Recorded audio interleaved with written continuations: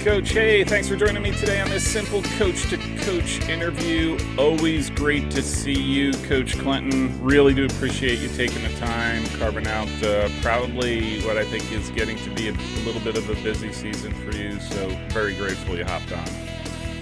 Oh, thanks for having me. Love being here. Like I said, you're going to be a YouTube influencer yet. Before you know it, you're going to be like, I'm going to challenge that Simple Coach guy. No, you don't have to worry about that. Yeah, not happening. There's only a few of us who are that nuts, right? Hey, Coach, I always start this off pretty straightforward. And I was thinking about last year, but I'm going to ask you first about how you thought your season went, and then I'll tell you my story. Okay. We started a little slow. We had a tough schedule. We were young. I think we found our footing, and we did. We had a chance in the last game of the year. We win the game. We finished second in our league, get a bye in the playoffs. We ended up losing that game, but we had won. I think going into that game, I think we were like 6 of our last 7, so we were getting on a little bit of a roll, starting to feel pretty good, starting to play well. Went up to St. Lawrence, won a quarterfinal game on the road. Went to the semifinal at Hobart. Actually had the lead twice, and just in fact, Hobart was the best team in our league. They only lost one game during the season. It was to us here, on the road for them. When we got there, I think the first half of that game might have been the best first half or best part of soccer we played all year. I mean, I felt like we should have been up 3 or at least 3. And, I've been in it long enough to know that always comes back. Yeah. If you don't put them away, especially with a team like Hobart, if you don't put them away, they're going to be there. And sure enough, they get a goal, maybe 5-6 minutes into the second half. Yeah. And then, so now you're in a dogfight. Yeah. Then we go ahead with maybe 20 minutes left, and we're right there. And then they get a goal pretty quick afterwards, and then it's overtime. Yeah. And then and you hadn't played any overtime all year. Yeah. So, and we were young. We had a lot of we did not come out of COVID. Nobody knew exactly. And I've said this before, but nobody knows. You have this plan in place, and then a percentage of your recruits during that period don't pan out, or they leave the team because their interests are changed. And then, so we basically last year's roster had almost no true seniors and true juniors and true sophomores. Yeah. So, we had a boatload of freshmen. Yeah. So, we were playing in a game in the quarterfinal at St. Lawrence, and we're hanging on to a 1-0 lead, and it's a good game. It's going back and forth, and I turned to my assistant, and I said, we got 6 freshmen on the field right now. Wow. And in a big playoff game. Yeah. So we feel good about that, but then we graduated some kids, and we have a kid who could have another year, but he's not. It's just dragging on. He had an injury, so he has a COVID year he just did, and then he has a redshirt year, and so we've graduated a lot of goals. So we'll see how we are next year. I think we're in a little bit of a retooling mode, but we like our group, and we'll see how recruiting goes. Yeah. And recruiting right now is a little slow because the FAFSA stuff is holding up. Yeah. I knew as soon as I saw the news, or trying to deal with FAFSA on my end as a parent. As soon as I saw that news, I was like, "This can't be good." That was my it's going to throw everything out of whack. Whatever the delays were, just totally messed it up. I mean, you keep hearing that they're coming out soon. They're coming out soon. We assume by the middle of this month. So we are now in the middle of the month. Yeah. We'll see, and then you wonder, are the deadlines going to get pushed back? Is it going to be instead of May 1st? Is it now going to be June 1st? Yeah. So, and people, particularly at a private school, until they see the financial aid package, they cannot commit. No. Yeah. So we're kind of in limbo. Yeah. That's true, right? Like just because of the price tag, you're not going to commit to it. And I totally get that. So the funny thing is as when I asked you that question about how your season went, I just remember when we were at on the sideline at PDA, and another coach came over and we were talking, and he asked you, "Oh, how'd your season go?" And you were kind of like, it just like not as positive as it sounds this Yeah. year. So that was my Yeah. that's anyhow just a memory. Yeah, we were better this year Yeah. for sure. Mm-hmm. Yeah, we had some growing pains, but I felt like we really were playing some good soccer at the end. Mm-hmm. And I always feel like if we can get off to a good start, then we're okay. Yeah. But we got off to an okay start. Yeah. Yeah. If we get off to a really good start, then I always feel like we improve as the year goes Yeah. on. Well, you opened up with Mary Washington, which did you want to Yeah. pick a harder opponent? I mean, there's only like 3 more or 4 more teams that might be Yeah. more difficult to face. Yeah, that was an interesting trip. Yeah. I mean, they had the two guys they had up front were tremendous. They had other guys as well. Yeah. I don't want to slight anybody, but those two guys played so well together. Yeah. And the honest truth is, I mean, I'm not taking anything away from them. They deserved to win the game against us, but they were up 1-0 at halftime, and there was about 20 minutes where we kind of got ourselves back in the game, missed an opportunity to make it 1-1, and then within 5 minutes we gave up 3 goals on set pieces. Set pieces. And it was that, and then the game was over. Yeah, yeah. You know, I actually watched that game because I was interested in obviously you guys and Mary Washington. Yeah. I thought it would be a really good game, and they have like a switch, Yeah. like I it was 1-0, and they were sort of, it was a game, and they were playing, and then there was that point, like you said, they scored 3 goals. There was a switch that went off, and be like, we got to take care of business, right? And that was totally agree with you. Totally agree with you. They to use they smelled blood in the water, right? They got that second goal, and then it was just free for oh all. my God. Yeah, And they were all over us. We Yeah. couldn't, yeah. and then any little mistake they capitalized on. Yeah. So, they were tremendous, Yeah. a tremendous side. Yeah. You know, I mean, do you think that was your biggest thing? Is that you just had such a foundation of freshmen in your class? Like that was the biggest thing to manage? From a playing perspective, I'll just say. yeah, it was, because we had to start a certain number of freshmen in the beginning anyway, just to make out the 11, and mostly because. I go back, you go back because we had 2 classes that were very thin in numbers, right? So we didn't have any juniors or sophomores to start, really. So, because there was only, I think we only have 3 like juniors, like academically actual juniors, and I think we only had maybe 4 sophomores from the classes that came in groups of like 10 or more. Yeah. And that's all that stayed or that continued to make the team, right? So some of it is we recruit over guys, that happens. Yeah. And then some of it was just, we had 1 or 2 kids, we probably had as many as 3 kids on campus that could have started for us, that were with us and decided they had other interests and they didn't want to play. Really? That always hurts, though, doesn't it? Like, that always hurts. Yes. Like, especially if they're walking around and be like, it wouldn't take much, right? Right. Hey, who's you? I mean, you played some what I think are some really, really good teams.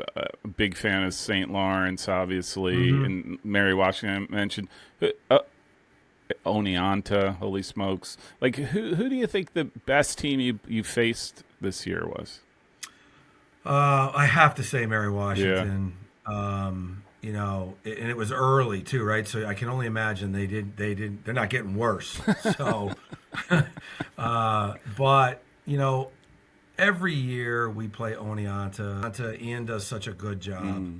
And then in our league, Hobart, St. Lawrence are always difficult to. I mean, actually, our whole league is tough to play against because they're league games, right? So our league is, But in terms of, I would say at the end of the year, I thought Hobart was playing really well. St. Lawrence is always. I like playing St. Lawrence. It's a true soccer game. Tosh, his teams play, and I feel like we always have really good games against them. The results don't always go our way, Right. but it's always a quality game.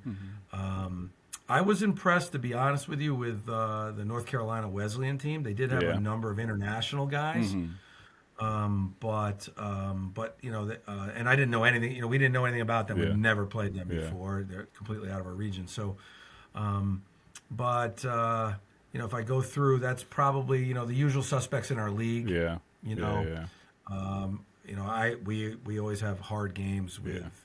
RAT and Yeah. Ithaca and all those guys, Skidmore, Yeah, right? yeah. But I think that probably the cream of the crop this year, in terms of who we played, would be probably in this order: Mary Washington, Oneonta, then probably Hobart. Hobart. Yeah. Hobart, St. Lawrence are probably about The equal. equal. Yeah. Yeah. And I think St. Lawrence didn't have the best of years in terms of what they're traditionally do too, right? I think Yeah. there was some growing stuff going on there as well, but Yeah, and I mean, they had their goalkeeper was just he's. There aren't very many times that you have to game plan for the goalkeeper. yeah. And the kid who played up there, you had to be aware because he was so good with his feet that he would play on the top of the box like a second center back. Yeah. So that meant they could move people Yeah. around, and he could ping a ball 60, 70 yards on a dime. So Yeah. you had to be aware that you almost had to deny him the ball at Yeah. times.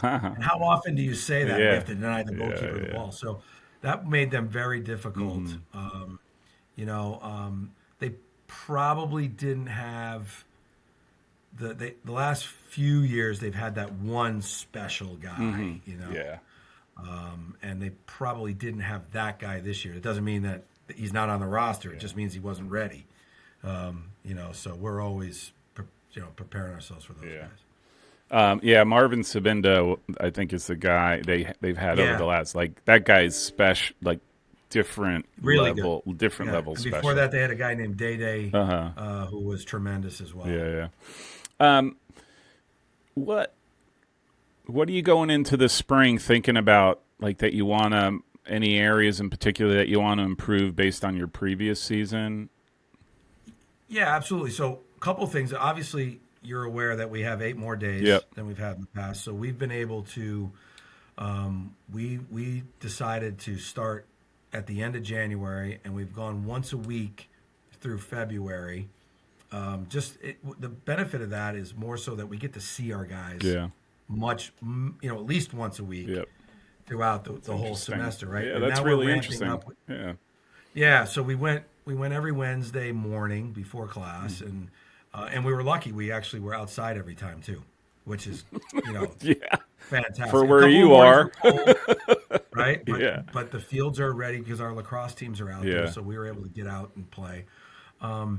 So we're not during that time we're just getting them going, fitness and playing and just getting them back to being together, and again getting to have contact with them.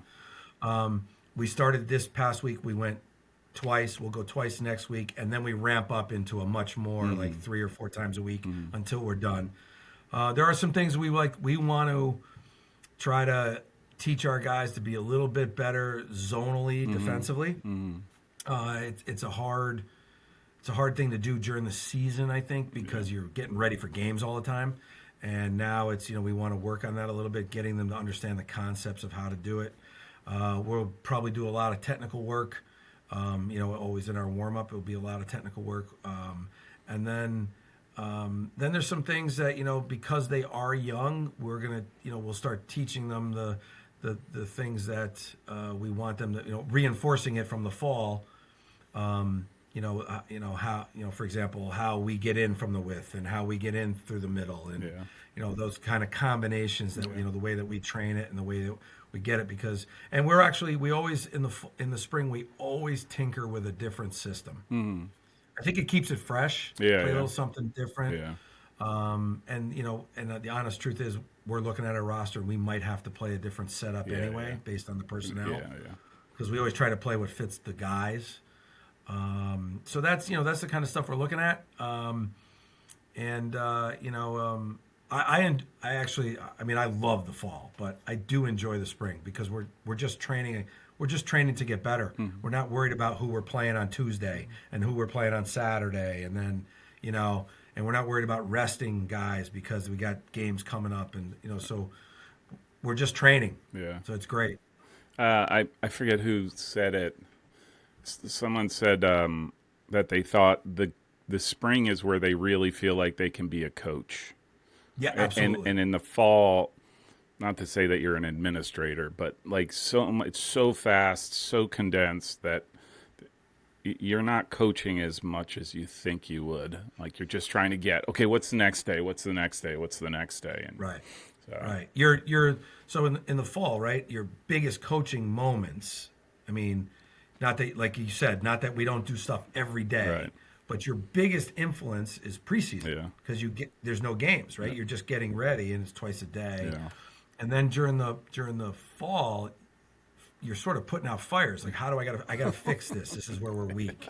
And hey, we're coming up against, Yeah. we're going to play Oneonta on Saturday, Tuesday, whatever day it is, and their left winger is like dynamite. How are we going to stop him, right? And so you're much more situational, I would say. And in the spring, it's much more, you do get to coach more. Yeah. And the 8 extra days for a guy like me who, man, I love the coaching piece. Yeah. Like I love being on the field with the guys and trying to teach. Yeah. So I'm really enjoying it, and like I said, we're going to start getting into stuff more now because the weather's breaking, and we can, because when it was cold, we didn't do anything where we had to stand around. Yeah. We just kept guys moving. Yeah. Gets too cold up in your neck of the woods to stand can, yes. around. It can, Like, absolutely. let me ask you from a recruiting standpoint, are you looking for any positions? You mentioned that you're losing some goals this year. Are you like now you're on the hunt for we have been good couple forwards? We have been trying to fill some needs in that regard. That's harder because everybody's trying to get those guys, right? So everybody's looking for goals.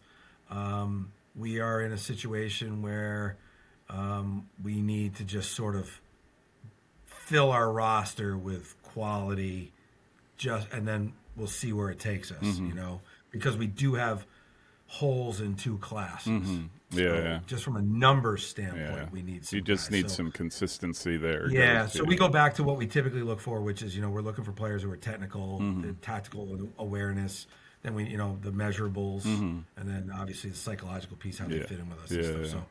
So we don't spend as much time. There are some obvious positions that you're always looking for, right? So center backs, a good holding midfielder is always hard to find. A goalkeeper if you need them, and obviously goal scorers, right? But generally, we're looking at, is the guy a good player, and then we'll figure out where he fits in with us to be successful against the teams we play. Most kids play where they played before they got here, but occasionally we do move guys. So, I mean, we talked about the FAFSA already, the FAFSA issue. Like, what does your class look like so far? I mean, is it all up in the air? Do you have some commits already that you're? Yeah, so we have some commits. Not a bunch, but we have. And then we have a whole bunch of other guys that went early action that we're just waiting on now for them. For the financial aid stuff piece. To solidify, and then from there we will have a better idea.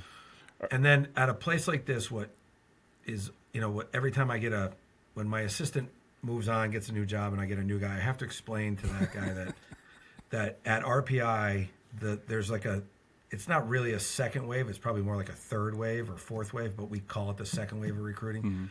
There'll be some kids who will reach out to us who have chosen not to reach out to us, but now they've been accepted. So now they'll reach out because they come from, say, the West Coast, or they're from out geographically further away. So then we do some investigating. So we have some of that going on at the moment, and then obviously the new thing is obviously the portal, right? So now we're getting some interest. I think where you find the most interest in the portal is guys who are at D1 or D2, and their teams that they're on are heavy international, and they don't want to sit, they want to play. So now they trickle down. So there's some of that as well. So we'll be, right now, through this month, next month, and we'll see what happens if there's any extensions. It is a matter of just sort of solidifying everything. And then, transfers here, they are rolling for transfers. You can get rolling admissions for a transfer. But the deadline is typically June 1st for applications. So, that can carry on a little bit longer. I mean, you could go into the summer easily, right? Like you could. And we're starting the 25s, right? We're already, we're going to the Jeff Cup next week. We'll be looking at 25s. Even though what we found over the last year and a half or so is that there's so many like this year, there's so many uncommitted 24s. Yeah. That sometimes you're like, oh, but hey, there's half this team is uncommitted. We should watch them, kind of thing. Yeah. So you're trying to figure out what's best. What's the best use of your time? I will ping you next week at Jeff Cup because there's a chance that I will be there. Oh, great. For getting in there Thursday, I think maybe, and then staying till Sunday. So, what are your what's your ideal number? Like, it's like knowing that you're trying to sort of build up that consistency of your classes, right? So that you're going to be back to, hey, I know every class has 10, right, or give or take. What's your number of folks that you want to bring in for this year? We would like to get back to what our pre-pandemic average was, which was about 10. Yeah. So right around that's usually the number. Yeah. Okay. Sometimes it would go a little above and sometimes slightly below. Yeah. Okay. But if we get 10 and if you look, I always looked at it like if you get 10 kids to come in and 6 of them pan out, by pan out I mean contribute throughout their career, that's a pretty good class. That's a good class. That's 60%, right? Yeah. And then you go down to 50%, it's an okay class. And if you get down to 40, you're like, okay, now it's a little bit on the downside. Yeah. So we'd like to get back to that average of about 10 a year.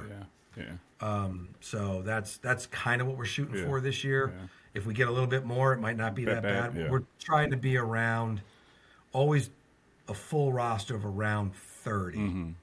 Okay. Not, the last few years we've been around 35, but that's because of the fifth year seniors. This is the last year that's a factor.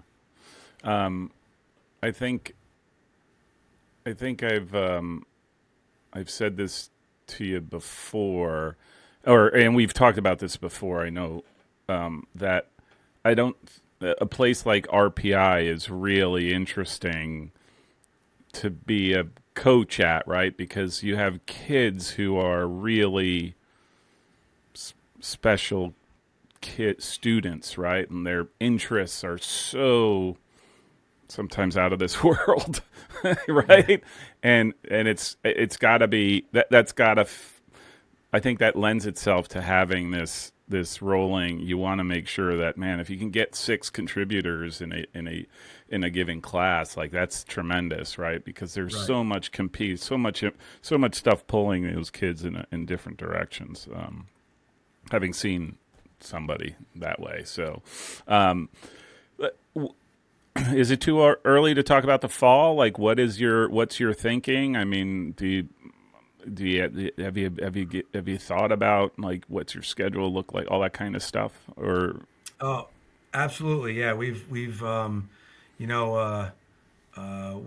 sort of, like we're constantly putting lineups on the board of the guys that we have, right? Of the guys that are actually here. If we had to play tomorrow, who's our best 11, right? So we do that all the time. We're talking about different systems. We're looking at, you look at how the schedule's laid out. You're trying in your head to map out, what's our rhythm going to be like in terms of, are we playing this 3 games in a row? These are all going to be really tough games, right? And then, so we're always looking at that kind of stuff.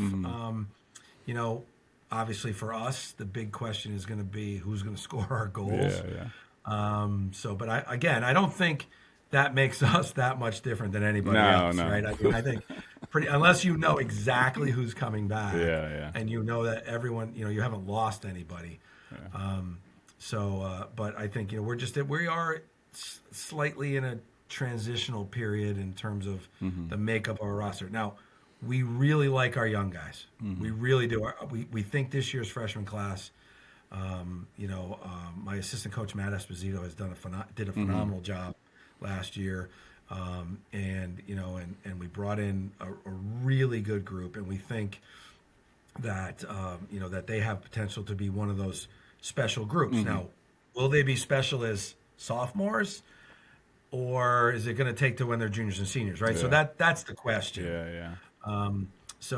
But we do like a lot of our players, Yeah. Yeah. and they're all right now they're getting a ton of time because we are primarily freshmen on the Mm-hmm. spring field. We have a couple of seniors and there's only a handful of them coming back next year, and then we really don't have any juniors and sophomores, as Yeah. I said before. Yeah. So, Yeah. so they're getting a lot of minutes Yeah. in spring, which is A lot of that's one of the attention. reasons I like it, Yeah. right? So That's a big deal, right? Like they're just getting yeah, attention, right? Your focus yeah, is on them for a while, right? Rather than you looking at your junior class or your senior class, yeah, being like, these guys are going to run it all. So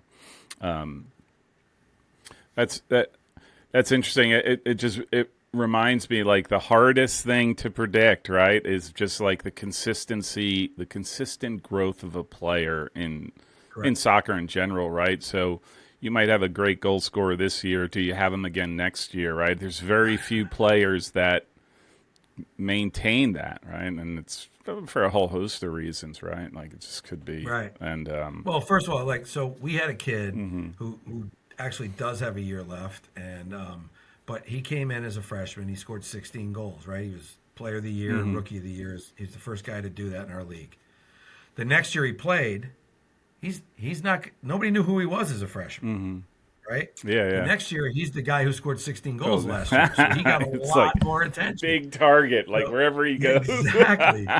Right. So his second year was a little bit harder. This year he had to sit out a year, but he had a knee injury. He missed that junior year, and he played this year. And at the end of by the end of the year, his first full season back, Yeah. he was a handful. He Yeah. was still a real, he scored. I think he ended up having 10. So he had a really good career. Yeah. And he's a year short, and I think he might be close to top. He's got to be in the top 5 career scoring here. Yeah. And he only played 3 years, Yeah, right? yeah. But yeah, I mean, that's the thing. Like, you're good young, then everybody knows who you are. Yeah. The Just next gets 3 years are harder because you don't get any freedom. Yeah.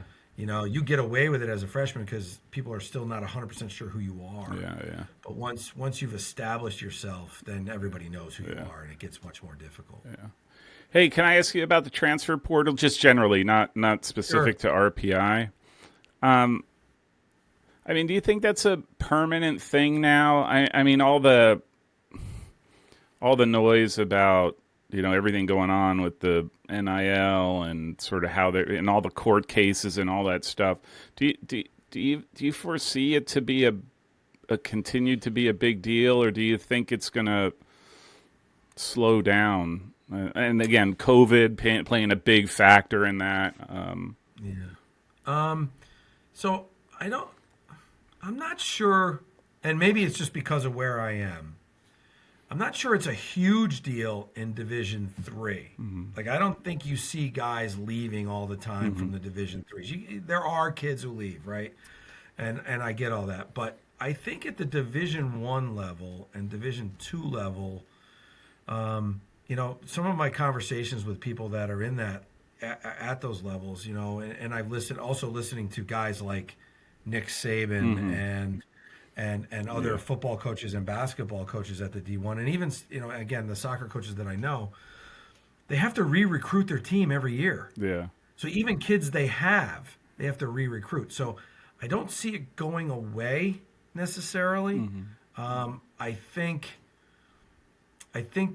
over time there's going to be some tweaking to it because it is kind of, I'm not going to use the word wild west because that makes it seem like it's crazy.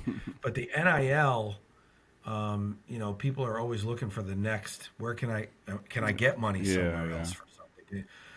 And then, personally, my opinion of the if I was a Division I guy, and the guys that are transferring, the guys that play are very seldom transferring. Mm-hmm.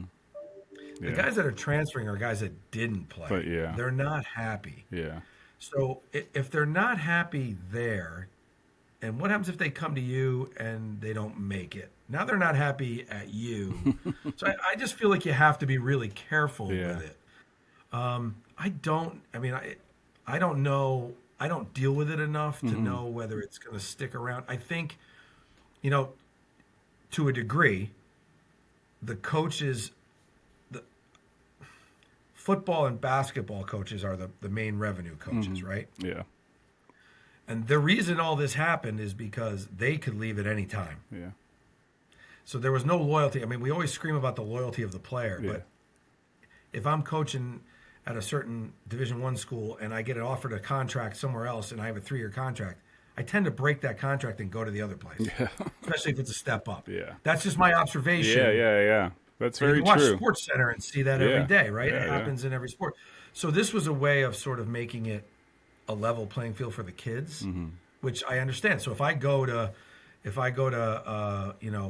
X university to play for you and you leave, then I shouldn't have to stay. I should be able to leave. My obligation ended when you walked out the door, right? Like that's right, and I shouldn't have to pay any penalty. I shouldn't have to sit out a year. I should be able to just go because I went there because you were coaching. Yeah. So that part's always going to be there. I think my understanding is you get one free move, right? And then you don't. If you move the second time, you have to sit out a year. I think that's the way it works. I think so. Yeah. If you go 1-to-1, if you're going division. So I don't necessarily see it ever going away at this point. The NIL, I think they have to. There's going to have to be more sort of regulation on it. Because what Nick, I was listening the other day. Nick Saban said all they want to know is, am I going to play and how much you're going to pay me? Yeah. Obviously we don't deal with that at our level. Do you? I don't know if they're dealing with it like at the ACC. Are they dealing with that? Yeah. They might be. I don't know. Do you guys talk about that stuff? Like the thing, it's a lot of trickle down. Like right, like whatever's happening Division I, like it or not, is going to flow down to Division III at some point. So are you guys? I'll just say RPI athletics. Are you aware talking about these sorts of issues that and how it's going to impact you? I know the economics is a big deal for a lot of folks. Not probably so much for RPI, but for some of the other schools that are a little bit in trouble, right? But I'm just wondering about that. Yeah, it comes when we have, in our staff meetings, that kind of stuff comes up because we keep abreast of what's going on. Right. I'll tell you the one that is probably more influential for Division III is the Dartmouth. Oh, yeah, the unionized. Because they are not on scholarships. Yeah. Even though they're Division I, they're not on scholarship. Yeah. So that will relate a lot more to what we do, right? Yeah. So, the money stuff and the scholarships, that's not as much of an issue. But we do have Division I hockey, so we're always abreast of that stuff that's going on. That's right. I forgot about the hockey. So, yeah, you guys are grandfathered, right? Or grandfathered. Yeah, we were. Yeah. All right. Hey, I will let you get on with your day. This was fantastic. I do appreciate you, as always, touching base. This was, maybe we'll connect again. Like I said, either next week, if I'm down there, and then definitely in the summer we'll connect again, maybe before the season, and get your perspective on what's coming up. But it is always my pleasure to be with you. I love talking soccer. I think what you do is fantastic. Thank you. So. Anytime you need anything, let me know. Yeah, we'll do. If you're in Jeff Cup, shoot me a text. Yeah. We'll see if we can say hello.